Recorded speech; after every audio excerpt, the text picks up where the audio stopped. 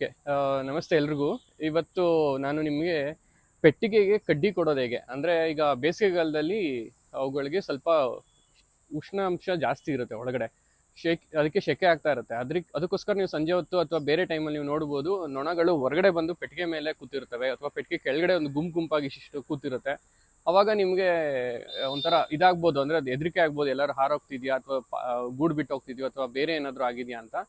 ಆದರೆ ಆ ಟೈಮಲ್ಲಿ ಅವುಗಳಿಗೆ ಸೆಕೆ ಆಗ್ತಾ ಇರುತ್ತೆ ಒಳಗಡೆ. ನಮ್ಗೆ ಹೆಂಗೆ ಮನೇಲಿ ಇದ್ದಾಗ ಅದಕ್ಕೆ ನಮಗೆ ಸೆಕೆ ಆದಾಗ ನಾವು ಫ್ಯಾನಲ್ಲಿ ಹಾಕೊಳ್ತೀವಿ, ಅದೇ ಥರ ಇದಕ್ಕೆ ಸ್ವಲ್ಪ ವೆಂಟಿಲೇಷನ್ ಮಾಡಬೇಕಾಗತ್ತೆ. ಆ ವೆಂಟಿಲೇಷನ್ಗೋಸ್ಕರ ನಾವೇನು ಮಾಡ್ತೀವಿ, ಕಡ್ಡಿನ ಯೂಸ್ ಮಾಡಿ ಆ ಪೆಟ್ಟಿಗೆಯಲ್ಲಿ ಸ್ವಲ್ಪ ನಾವು ಗ್ಯಾಪ್ನ ಕೊಡ್ತೀವಿ. ಅದು ಇವತ್ತು ನಾನು ನಿಮಗೆ ತೋರಿಸ್ಕೊಡ್ತೀನಿ.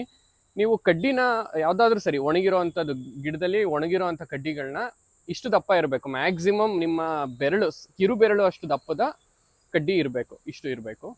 ಓಕೆ, ಇದು ಅಥವಾ ಇದಕ್ಕಿಂತ ಸ್ವಲ್ಪ ಸಣ್ಣ ಆದರೂ ಓಕೆ, ಬಟ್ ಇದು ನನಗೆ ಕೆಳಗಡೆ ನನಗೆ ಸಿಕ್ಕಿದ್ದು ಈ ಕಡ್ಡಿನ ನಾನು ಯೂಸ್ ಮಾಡ್ತಾ ಇದ್ದೀನಿ. ಇದನ್ನ ಏನು ಮಾಡಬೇಕಾಗತ್ತೆ, ಕಟ್ ಮಾಡ್ಕೋಬೇಕಾಗತ್ತೆ. ಒಂದು ಹತ್ತತ್ರ ಒಂದು 3 ಇಂಚಷ್ಟು ಕಟ್ ಮಾಡ್ಕೊಳ್ಳಿ. ಇದು ಅದೇ ಥರ ಇನ್ನೂ ಒಂದು ಕಡ್ಡಿ 3 ಇಂಚು, ಎರಡೇ ಸಾಕು. ಓಕೆನಾ? ಇದು ಬೇಡ ನಮಗೆ. ಈ 2 ಕಡ್ಡಿನ ಹೆಂಗೆ ಕೊಡೋದು ಅಂತ ತೋರಿಸ್ತೀನಿ ನಿಮಗೆ. ನೀವು ನೋಡಿರ್ಬೋದು, ಇದು ಬಂದು ಸಂಸಾರ ಕೋಣೆ, ಇದು ಜೇನು ಸಂಗ್ರಹಣೆ ಮಾಡುವಂಥ ಕೋಣೆ, ಇದು ಕ್ಯಾಪು.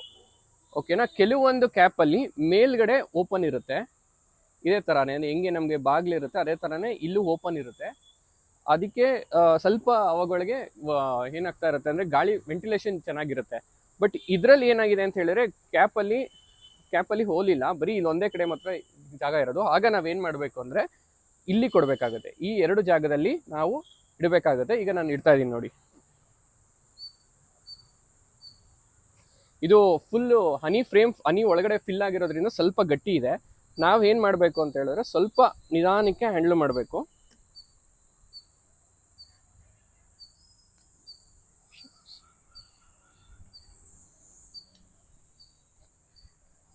ಇಲ್ಲಿ ಚಾಕು ತಗೊಂಡು ಸ್ವಲ್ಪ ಮೇಲೆತ್ಕೊಂಡ್ರೆ ಕೂರುತ್ತೆ.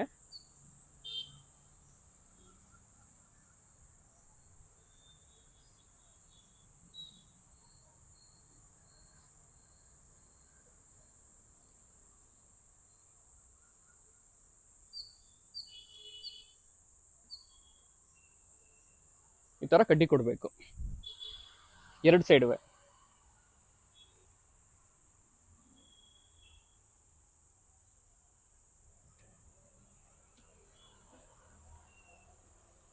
ಹುಷಾರಾಗಿ ಕೊಡಬೇಕು, ಬೀಳಬಾರ್ದು ಇದು.